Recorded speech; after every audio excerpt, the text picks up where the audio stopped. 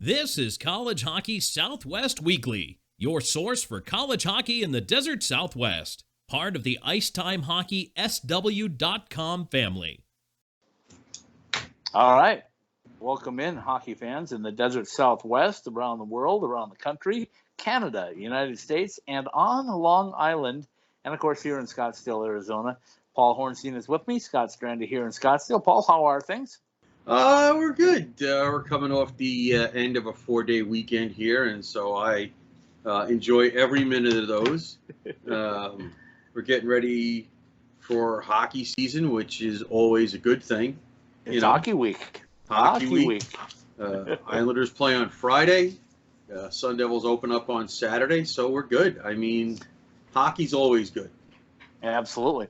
Well, I can tell you one thing. The Arizona State Sun Devil NCAA team is ready to hit somebody else other than themselves.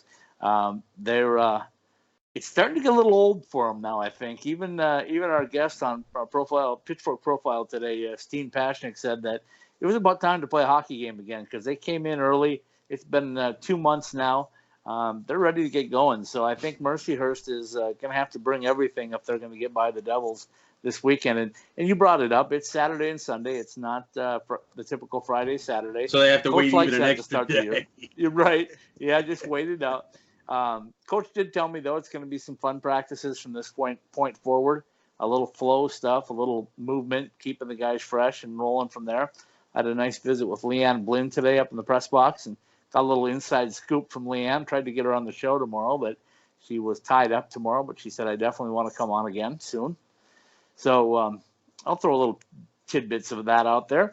And, of course, Coach Powers in the 5-minute Powers play will join us here in about 10 minutes or so, and then we'll be on with Steenn Pasichnuk, who was your choice. And I told Steener that. I said, you know what? I said, my man Paul Hornstein wanted you to be the guest this week. I said, I wasn't too sure because you were the unmarried Pasichnuk, and I didn't know about that. But, we took you. He was good.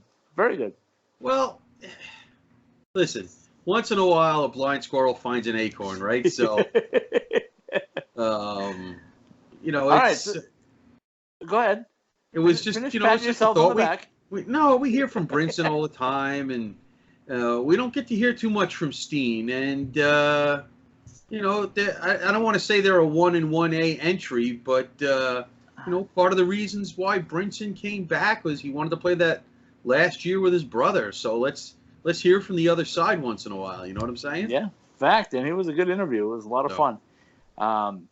Okay, so first things first, let's talk a little bit about the opponent this week in Mercyhurst. What do you know about Mercyhurst? What do you expect out of them besides the fact, like Coach Powers told us, is they're young?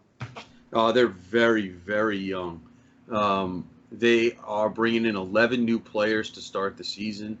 They only have one player back in Dalton Hunter. He's a sophomore forward that had double-digit goals last season.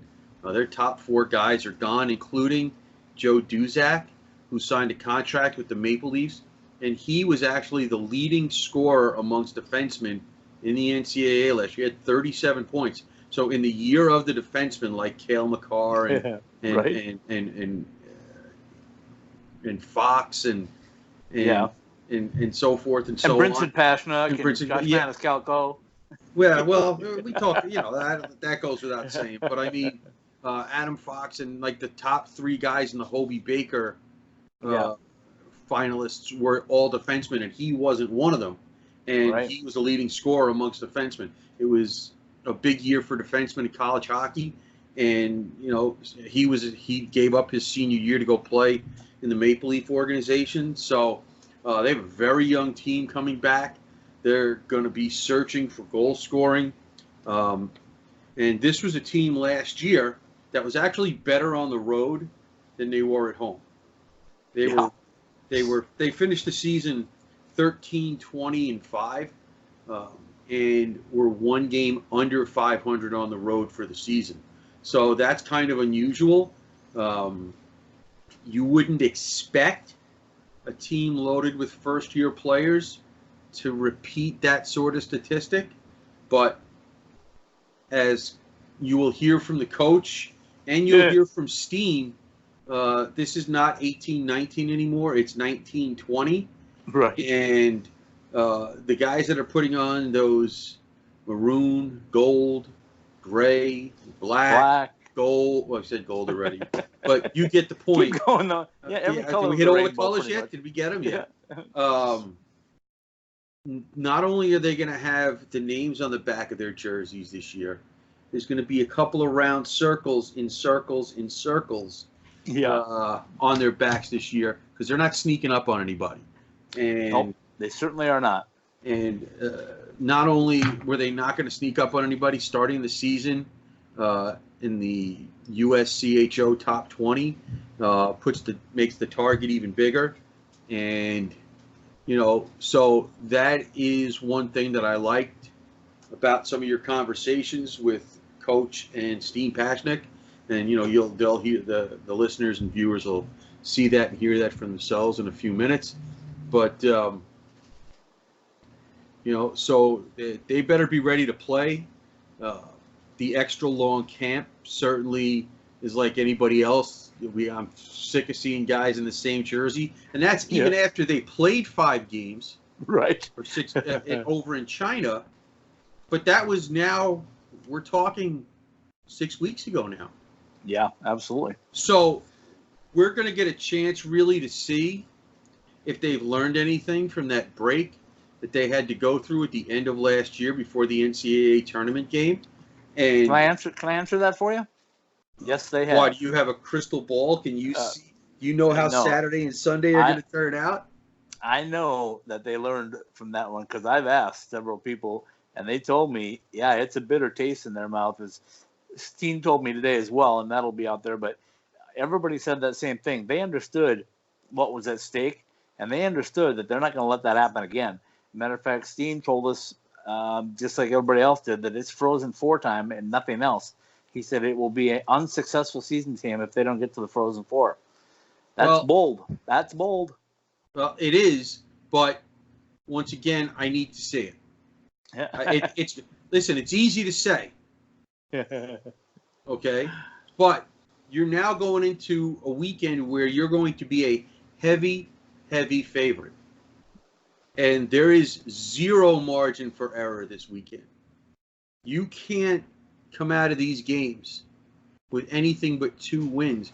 And honestly, from an aesthetic standpoint, if you don't win these games by 3 or 4 goals, people are going to look at you and say, maybe they are overrated. Yeah. And this is not a knock against Mercyhurst. Just not. Yeah, but they are playing 11 first-year players. All right, you led me right into this. Before we jump into Coach Powers, you've got the top 20 in your hands. And speaking of overrated, anybody that's in the top 20, I think, is overrated with the exception of the first and second teams. Everybody else probably is out of position in my estimation. But they're riding on their laurels. They're riding on their past, which tells me that people did not do their research. You cannot have a top 20, I don't care, any time in the season, and not include the University of Minnesota with the firepower that they have. They're the best team in the Big Ten, and there's teams that are way ahead of them. And you got to have Wisconsin up quite a bit higher when you know what they have for firepower. And I think ASU should have been higher. I had ASU in my top 10. You and I discussed that last week about ASU. I think the 15 to 20 range is probably right to start the season. Had the goalie come back. Joey DeCourta come back. Everybody says that. Had the goalie come back. Okay. Well, let's face it. You have to be honest about it. If he had come back, this team probably would have started the season in the top 10. The coaches in the Big Ten picked Penn State to win the conference. No. I don't know if I agree with that either. I don't. I don't. The top 20 poll has Notre Dame at 9. That's probably about right. Ohio State at 12, Penn State at 13, Wisconsin at 16. You want to say that Minnesota should have been in there over Bowling Green or Northeastern or Harvard or even ASU? All those Big Ten teams could score. Notre Dame is really the only defensive team in that conference. And Let me throw something out there before you get too carried away on this. Yeah, All those all those Big Ten schools you named, and all the NCHC schools that are in the top 10, top 20, they can't all be there because guess what? They have to play each other, which means that they are going to defeat each other. Nobody's gonna run the table in either one of those conferences. No, but they don't start playing each other until January, so. Yeah, but when they do, okay, but we know this is going to change, and this is just kind of a preseason sort of. The only thing we know that probably won't change for a while is the guys on top. Nobody. Yeah. I mean, your alma mater there, those Bulldogs of Minnesota Duluth, they're so stacked. It's crazy. The only thing I think beats Minnesota Duluth is the fact that eventually you have to lose a playoff game at some point. So yeah, right. As long as I'm being bold, let me be bold. That playoff game is going to come to another school in maroon and gold in the first round of the Frozen Four. Number 1 versus Minnesota? number 4 in the Frozen Four. Minnesota? Good try. One with the Boston doggy. College? One with the doggy on it. Boston College? No. Okay. All right. Listen. Anything else you got to say before we bring in the coach? Well, we just know that ASU is playing 1, 2, 3, 4, 5, 6 teams, 12 games against teams that are in the preseason top 20. Excuse me. That's okay. And they've got another 6 games against teams also receiving votes. So, it's another tough schedule, considering the fact that they don't have any conference games. The fact that you have that many games against teams in the top 20 or top 20-ish, it's a representative schedule, but got to win at home, and that includes 2 games against Denver. Yep, absolutely. Okay, so let's take a quick break. Let's come back with Coach Powers and let's react to what he said in preparation for this weekend's games against Mercyhurst. So we'll be right back with Coach Greg Powers and the 5-minute Powers play. Well, it's game week finally. I told Coach Powers as he walked in, it's getting time to start hitting somebody else instead of your own guys for a little while. But welcome into the 5-minute Powers play with Coach Greg Powers here at Arizona State University. So, Coach, give me your thoughts on this week being game week. What's different? It's just, knowing that you wake up every day and you're closer to dropping the puck. It's exciting.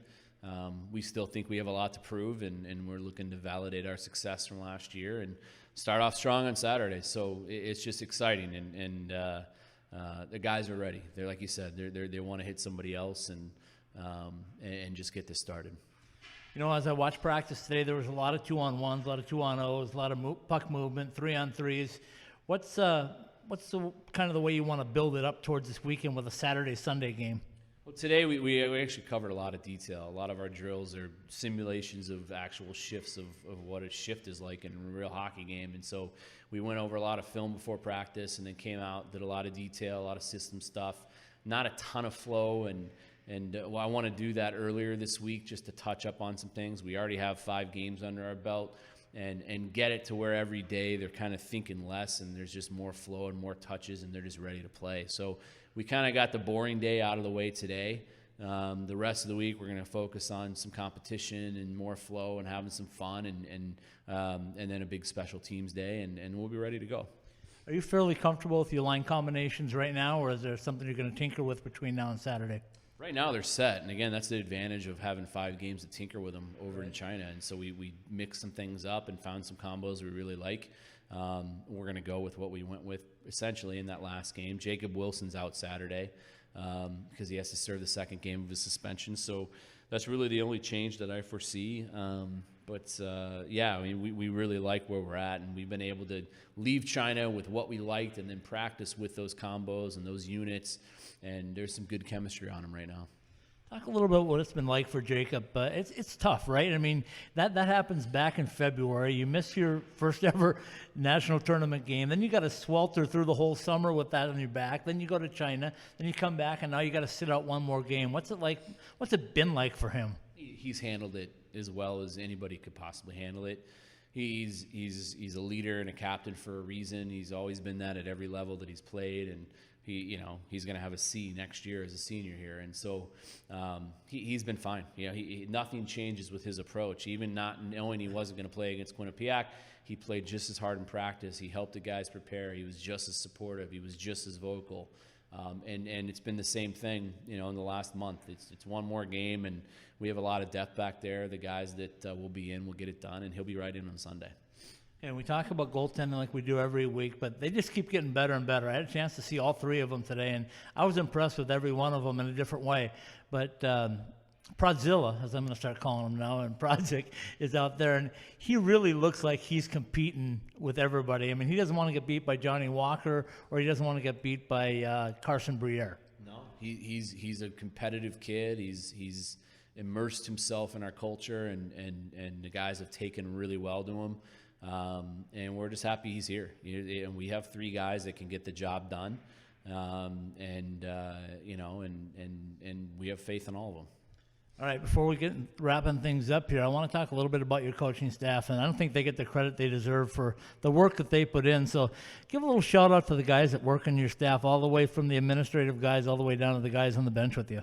Yeah, I mean, it's one thing we have. It's incredible continuity on our staff and stability. Really, everybody that we started with is still here.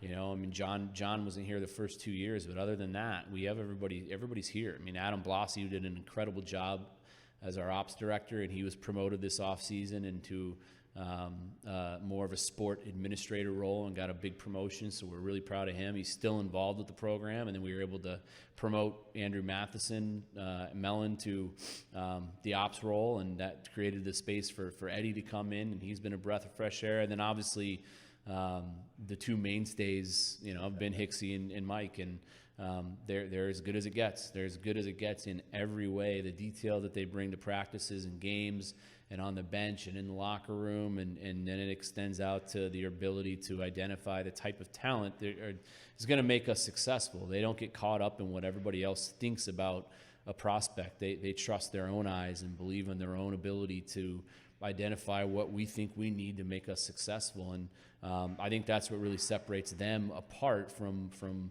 other coaches, is that they have that ability to just kind of think on their own and be a little bit outside of the box, and they've done an incredible job. All right, so Mercyhurst is coming in. We know they're the opponent for Saturday night and Sunday night. We know that you know about Mercyhurst, but tell everybody out there what we can expect from Mercyhurst, and more importantly, how you guys are going to counter it. Well, they're going to play hard. It's their first game, obviously, and they're young. They're young. They lost 9 seniors last year. They have 11 freshmen. And sometimes that's a mixed bag, right. When you have that many new kids, sometimes they're so young and dumb that they just don't know any better, and they come in and they play and they just play hockey, and so it's dangerous because when you're that young, sometimes you don't know what you're getting into, but they'll be ready to play. I mean, they're coming in playing against a ranked team that just made the tournament, look to make a big splash. They have an incredibly really, really good coach and Coach Gotkin, and he's been there forever. And anything we're going to do on Saturday is nothing he hasn't seen before. So he'll have his guys ready. And again, being the first game of the year, and we have film on him from last year, but we always focus on us, more than anything, and that's exactly what we're doing. Aside from winning at home, what are some objectives that you want to accomplish this weekend? Just, getting better every shift, just the little things. We want to focus on being really good defensively, playing very disciplined hockey. That's a huge, huge focal point of us that we've really harped on. We were really disciplined over in China, and that's got to translate here this weekend. And when you play disciplined hockey, you get more opportunities on power plays, and we need to be that team that just skates away, and doesn't take dumb, selfish penalties, no ozone penalties.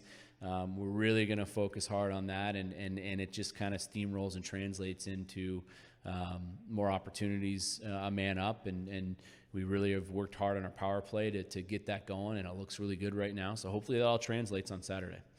All right, you led me right into the final question. I had a chance to watch 2 weeks worth of ACHA hockey, and I made the comment to several people that I think your NCAA program has been the trickle-down effect for ACHA hockey. I don't know, since I saw your team win a national championship, that I've seen 4 teams in the Desert Southwest be so disciplined, so competitive, and so skilled as I saw over the last 2 weeks. Your thoughts on that? It looks pretty balanced between those 4 teams right now. I mean, you know, GCU took UNLV to overtime and had a 4-goal lead on them. And then certainly this weekend, ASU, you know, I watched both games because I was out in Pittsburgh recruiting, so it came on late back where I was and was able to watch them. I thought they looked like the better team both nights, to be honest. They were just this close to sweeping them. So, and U of A is going to have a really good team. So it's exciting. All 4 of those programs seem to be, you know, really, really good, and so it's good. It's great to see, and we're pulling for all of them. I know you won't take credit for it, but I also think it trickles down to the women's side too. They had a 4-game sweep, 4 games in 3 days, and all of a sudden there's some ASU chest bumping going out there. They want to stick it out and let people know that they're a program. Yeah, that's exciting. I saw that too. You know, and it's success breeds success, and I think that's what Lindsay will see. And she's built a program, and now hopefully she's able to enjoy it, and they keep winning. But you could hear the chatter. They were on the ice before us today, and the energy, and it was different. And that's what happens when you win. Everything changes. Everything becomes easier. Everything becomes more fun, and hopefully that's what they experience. All right, Coach. Good luck this weekend. Let's start off the weekend right. Get a sweep here at home against Mercyhurst. That's the goal. Pre-game like a pro, post-game like a champion at College Bar and Grill. Located across the street from the iconic A Mountain and Sun Devil Stadium and a quick walk from Wells Fargo Arena, College Bar and Grill is your home for the best local craft beer, delicious creative cocktails, tasty food, and Tempe's best atmosphere for Arizona State athletics. College Bar and Grill. Pre-game like a pro, post-game like a champion. Online at ilovecollege.co. All right. We're back. We had a chance to listen to Coach Powers, as we always do on the 5-minute Powers play. I'll tell you my first observation from Coach today. He was ready. He was ready to play a hockey game. He wasn't too fired up about having to keep playing these practices. And while he loves to see the guys practice and work out, this 4-hour a week on the ice with the guys is getting a little sickening to him. He wants to spend a little more time, work on a few more things. He's grateful for the chance that they had to get out early and go to China, but it's time to start playing hockey now. So after this weekend, expect things to ramp up a little bit next weekend in the practice sessions. So your thoughts on Coach Powers' comments? Well, I would agree with most of those comments. I didn't really hear anything from the coach that was like made my eyes open wide or made me shake my head. He's being very close to the vest with the goaltending situation. We have a pretty good idea, as he said, of the line combinations. And as far as, you know, getting ready to play somebody else, I get it. It's been a long time. They have definitely had a preseason advantage of playing those 5 games. And I think that the time we will really see how much of an advantage that will be not this weekend, although probably this weekend too, but it won't be as noticeable because I think the talent level between the 2 teams is that far apart.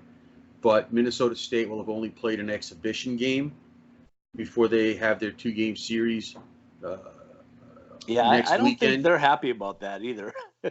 Well, I don't think they thought, when it got scheduled, I don't think they thought ASU was going to be as good as they were coming in. And that's a tough opponent, non-conference, to start your season with after just a scrimmage. So, or exhibition. You know, when you make a schedule a year or a year and a half in advance, do you really know? I mean, college football, they make schedules. You don't know. They make schedules a decade in advance. Who the heck knows? Right. Yeah, exactly.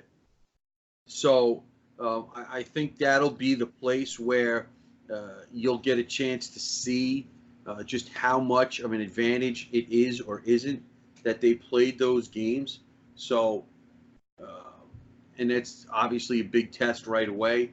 And, once again, the coach and has the right. We can't overlook anybody because we are the target now, and that is 100% accurate. Mercyhurst is going to come into Tempe this weekend with 0 to lose. Absolute zero to lose. Okay, let's stop you right there because you brought up a good point. They do have a target on their back, right? But Yes. I talked to people in the press box today, and they, to a person, were telling me that they're kind of happy that they came in number 20. They like to see them in the rankings, in the poll, but they kind of like the fact that the guys think they should have been higher, and they got the little chip on their shoulder to play with. They were a little worried if they'd have been ranked higher than that because they thought maybe they wouldn't have that same chip. But I think they think that the guys are a little unhappy about that ranking and want to prove it. So expect them to go out and really take it to Mercyhurst this weekend.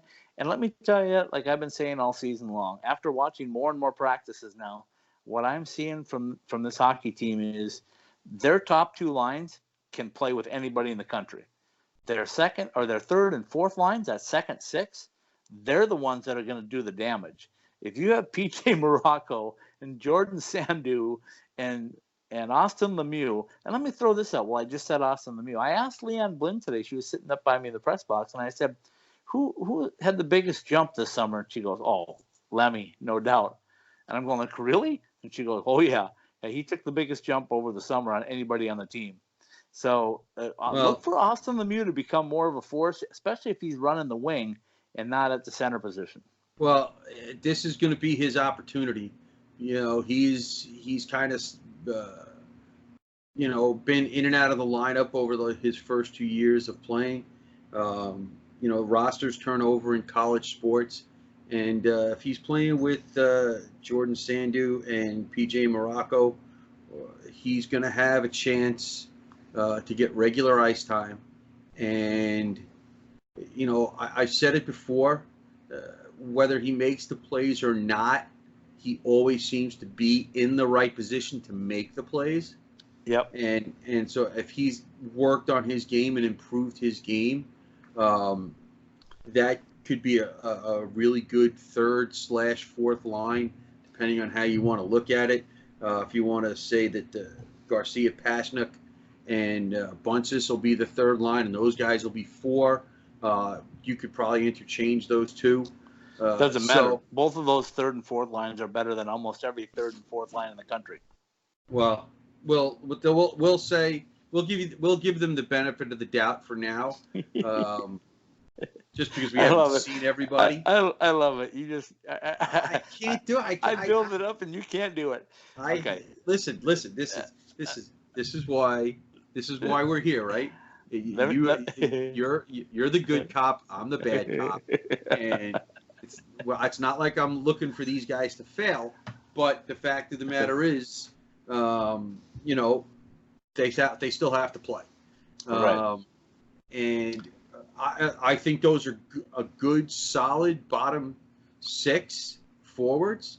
Yeah, because some of those guys were top 6 forwards last year. And I don't see where, when you get to those 3rd and 4th lines, you want them to not make the team fall back. You want to at least keep them even. And I can't see why that will be an issue with those 6 guys, unless there's been some fallback that we don't know about. Well, let's talk a little bit about the top 6 guys then. Okay. Expect to hear this a lot. Walker from Sanchez and Bush, or Walker from Sanchez and Gruber. Also expect to hear a lot of Sanchez from Walker and Gruber, or Walker and Bush, whoever gets out there, because I'm telling you, Johnny Walker and Mr. Sanchez have developed some sort of chemistry already. They know where they are on the ice. They know where to hit each other. They know how they work tirelessly. This morning, and they were stretching together and talking about stuff. So these two have come together very quickly. Willie Needham is also looking really, really good, and he's got a lot of strength and depth. Leanne Blinn told me about him that he's just brutally strong. She also told me that Steenn Pasichnuk is brutally strong and probably the strongest guy in the team, and you're going to love this. She said Dom Garcia might be her pick for strongest guy in the team. That doesn't surprise me at all. No, me either. Um, Okay, so then I said, what about Logan Genuine? I said, he came in kind of touted, and she said, well, I'll tell you. She said, I love Logan, but he did come in telling people that he scored 61 goals last year and he was going to do it again this year. And she said, I love a confident guy, but she said, I had to kind of tell him that this is the NCAA hockey and you're not going to get 61 out here. We love it if you do, but you're not going to get 61 with these guys. But that's the kind of confidence he has. So let's just say he gets half of that. Would you take 30 from Logan Genuine? if you get 30 from somebody else other than Johnny Walker, you're talking about a team that's probably going to be a top 6 or 7 team going into the NCAA tournament. Let me tell you this. Maybe fighting for a number 1 seed. He's Yeah. not going to get 30. He just listen. Prove Okay. me wrong. I think 20 is probably a more realistic target if they get a better power play than they had last year. All signs point to that, but I still have to see it on the ice. I've seen it on the ice ball. All signs are definitely pointing to it. Listen, we're going to find out right away. Let me tell you what else. I think that I don't know if Needham is going to play with Sanchez and Genuine, and Walker will play with Kumanzis and Bush or Gruber. But I'm going to say that Walker plays with Sanchez. Okay. I'm just saying. And I don't know who their center is going to be because Gruber and Bushy are interchangeable in that position, but either one of them, they know each other, man. They're ready to go. Okay, I want to quickly touch before we get into our Pitchfork profile. I want to touch on the goaltenders because everybody said, oh, yeah, well, they would have been ranked higher if they had Joey coming back. They would have been this if Joey had come back. Well, hold on a minute. And Coach Powers and I had this discussion off camera a couple of weeks ago. He said Joey Decord was an outstanding hockey player, and Joey Decord was outstanding. But he said where Joey, he thought, had his negative side, his downfall, his weaknesses, were that Joey tried to make every single save, even the ones that he couldn't make, right? Or that he shouldn't make. And what he tells me, what Coach Powers tells me after watching his guys in China and here, he said, this group of goaltenders makes the saves that they're supposed to make, and they'll surprise you and make some of the saves that they're not supposed to make. And he said in Joey's case, Joey would make some incredible saves, and then he'd give up a loose one, or he'd be playing behind the net and give up the puck and get an easy goal. And he doesn't think that these guys, and from what I've seen in practice, and I've seen all 3 of them, I got a good look at Justin Robbins for a long time today. He's really, really solid. And I got a really good look at Prodzilla, who is going to be my new project name, because that's what he goes by on Twitter, is Prodzilla. So from now on, it's Max Prodzilla. I heard him talking to some media guys today when I was walking by, and he said, "Hey, I'm kind of a nerd, but I'm a good guy. I'm kind of fun. I play guitar and stuff." Listen, this is what I'll say. Okay, here's Joey Decord stole games. I don't know if these guys can do that. I'm not saying they can't. Need to. I don't think they need to. There's always going to be a time where a goalie's going to have to steal you a game. And now, having not seen I'll it, give you that. I don't know if they're at that point. Could they be? Yes. I don't know though.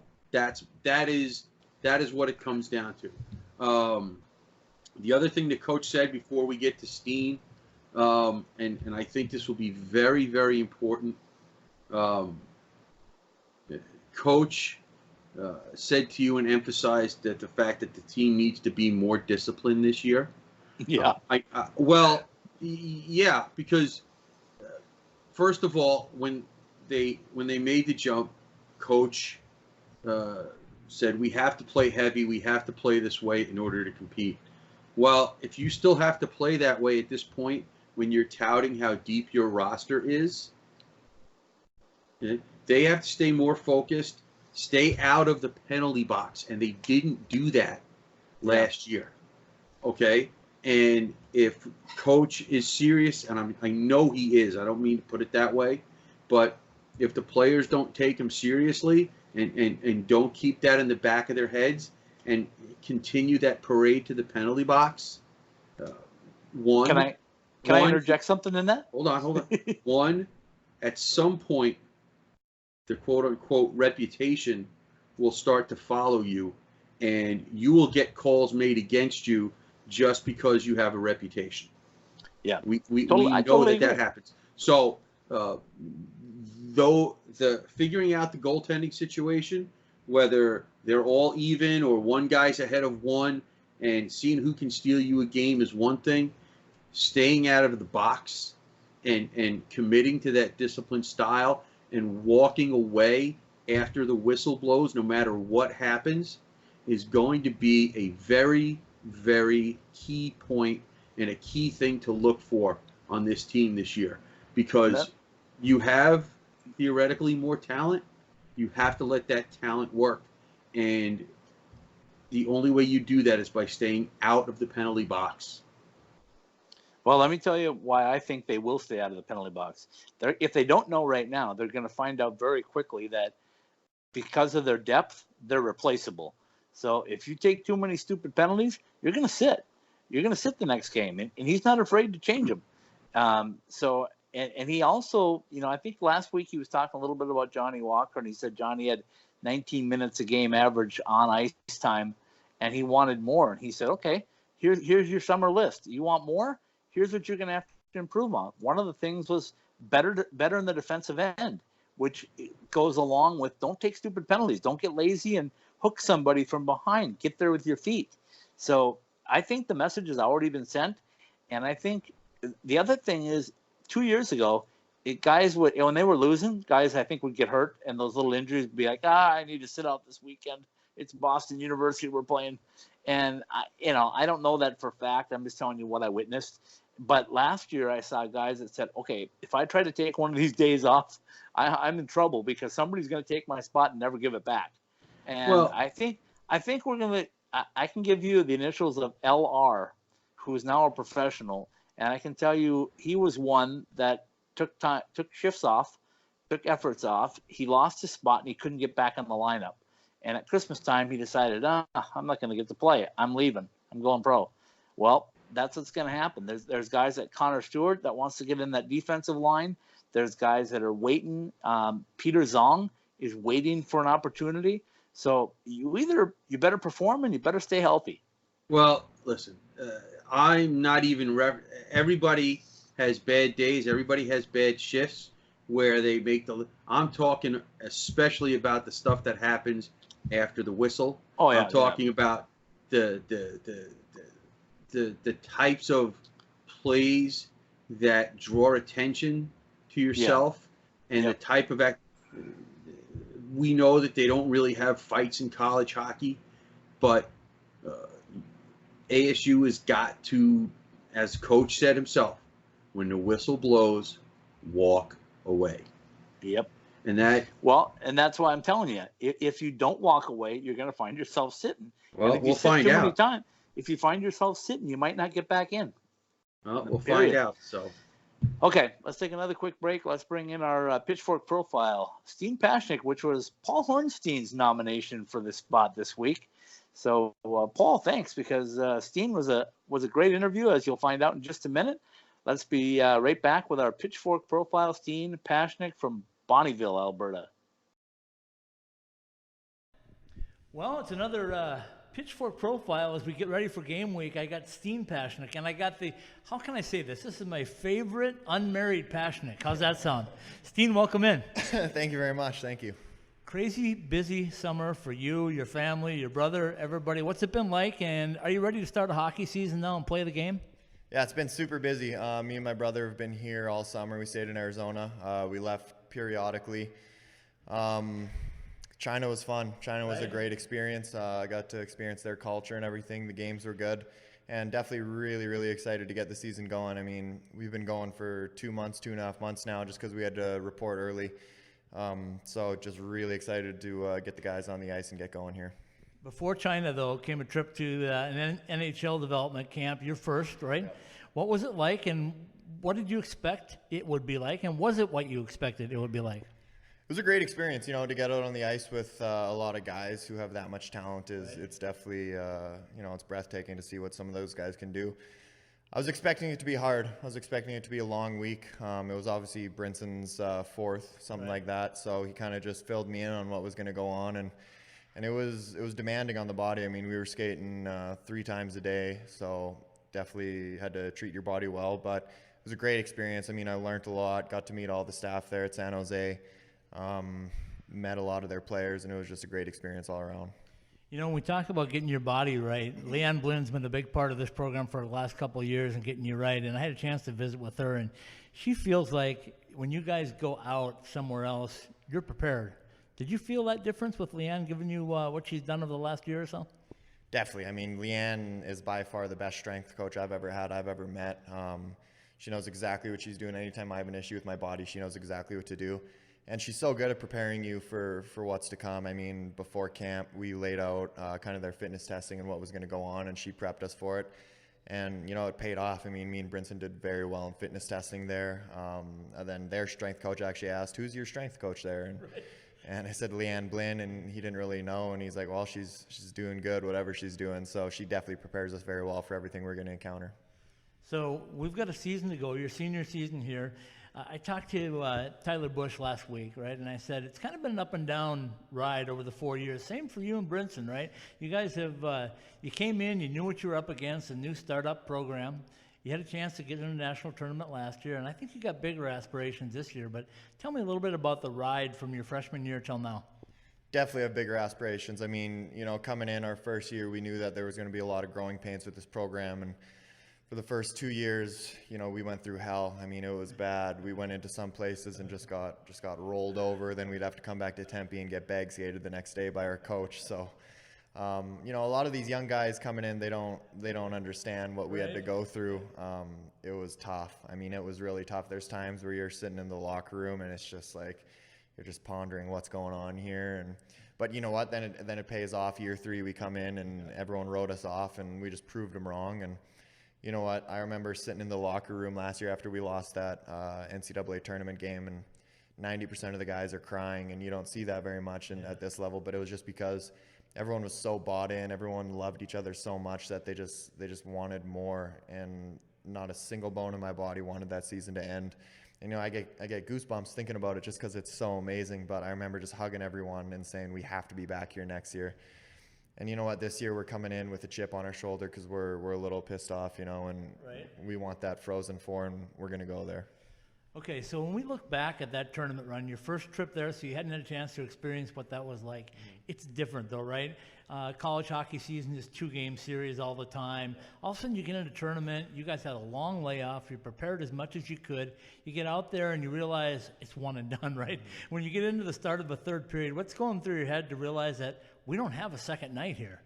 I mean, it's just so many emotions running through your body. Like sitting in the locker room, your adrenaline's pumping, everything's going, and you're just going out there every shift, selling out as much as you can just to try and keep your season going.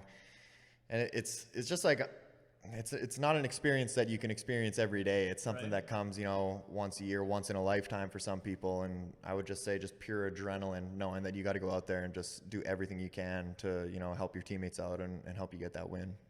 All right, as Mercyhurst comes into town this weekend, your role's probably changed a little bit being a senior this year, or has it?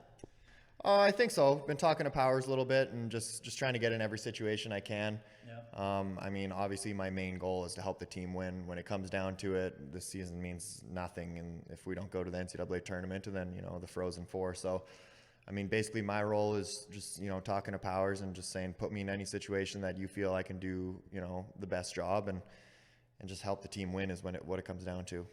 They've done that in the past. They put you in front of the power play. They've used you on penalty kill. You lost 2 big penalty killers. Do you see yourself in that role possibly this year? Definitely. I think me and Dom have killed for 2 or 3 years together now, so we really know where one another is going to be on the ice. So I definitely see me and Dom, carrying a big load on that penalty kill along with Bushy and Gruber, and we want to improve on our penalty kill from last year. I mean, our penalty kill was great, but there's always room for improvement until you're at that number 1 spot. So we're just going to be doing everything we can to, blocking shots, selling out on that penalty kill. When we look at your schedule this year, last year you had a gauntlet, right? Everybody looked at it and said, oh my God, if they get through this, it's going to be amazing. Not only that, but you got into the tournament with that schedule. This year a little different. When I looked at it, a couple things jumped out at me. The first thing was you have a lot of good opponents, but not as many storied programs as you had in the past. And this year you got teams like Quinnipiac coming on the first weekend of a month. Then you've got a month and then a first weekend, and not taking anybody lightly, but then Denver comes here, for example, and then Michigan Tech comes here. So there's a little bit of a break in between. Do you feel that's an advantage this year over last year? You know what? I think last year we were coming into games and teams weren't expecting much of us. So I think that teams know what they're getting into now when they're playing us, so they're going to come ready to play every game. So, every weekend is definitely not a light weekend because opponents know what they're coming up against. And, we were in the tournament last year, so all of NCAA knows that, and they're going to be gunning for us for sure. But at the same time, it's obviously tougher when you're playing teams like Denver and Michigan and Boston University and stuff like that. So it's going to be good to play some of those other teams, but at the same time, we got to come prepared every single weekend. All right, so Mercyhurst first, and then you'll go from there. But when we looked basically at your time at Oceanside Ice Arena, I know Coach Powers said he only wanted to play teams here. You're gonna play Denver at Gila River, but everybody else is at home. What is this barn that we're sitting in, Oceanside Ice Arena? What does it mean to Steenn Pasichnuk? Well, coming in here, it's definitely not what I expected college hockey was going to be. I was expecting a nice big rink, but it's an advantage to us now. I mean, we play here all the time, and it's a smaller ice surface, and we're a very, fast, hard, forechecking team. So that definitely is an advantage to us, where teams feel like they don't have any time or space, and we're on them right away. So it's definitely an advantage for us. And at the same time, Oceanside's where I've had all my memories here, and not the most prestigious building, but hey, I've had so many memories here, and it's been a great time. All right, we're looking forward to seeing you and the rest of the guys all year long. But Bonnyville, Alberta, are they looking forward to sending some more guys down that pipeline to ASU at some point? I hope so. I mean, there was a time there where it was just a feeder system with Bonnyville and Spruce Grove to ASU. I know they got a pretty good team this year. They started out like 5-1 or something, so hopefully the coaches can get down there and watch a few guys. I know that PJ Morocco's little brother's on the team this year, and I think he's having a pretty good season so far. But would love to see some more Bonnyville guys come to ASU. Absolutely. Steenn, appreciate your time. My favorite unmarried Pasichnuk right now, so enjoy the rest of the week preparing for this opening, but enjoy the season, okay? Awesome. Thank you very much. Hey, Michael here from M-Drive. My dad, a world-class scientist, actually made M-Drive for himself to stay active and continue enjoying life. And yes, M-Drive supports healthy testosterone, but it's so much more. M-Drive is the everyday supplement to fuel your drive with more energy and more strength. Listen, we'd love for you to try M-Drive too. Visit mdriveformen.com and we'll give you 20% off your first purchase. Just type in the code DRIVE at checkout. Refine your prime with M-Drive.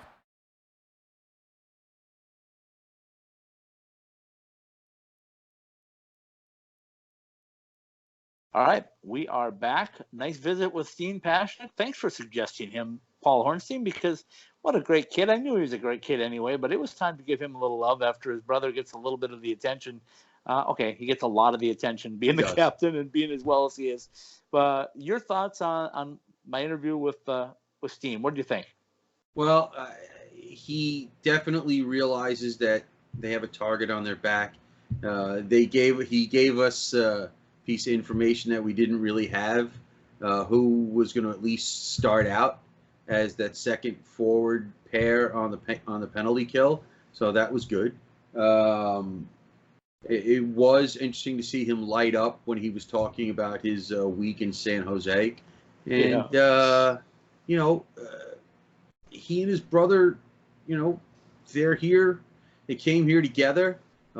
They obviously want to leave together. Who knows what'll happen after they leave here? But I like the fact that he wasn't like, "Oh, we're definitely going to win a national championship," but the goal is Frozen Four, and anything less will not be considered a success. And you have to like that sort of mindset going in. It's a little more realistic based on the fact that they made the tournament last year. Had they had a 500 season, you'd be like, he's just talking crazy. But, they have a legitimate chance to make the tournament again, with some quirky bits in the schedule thrown in.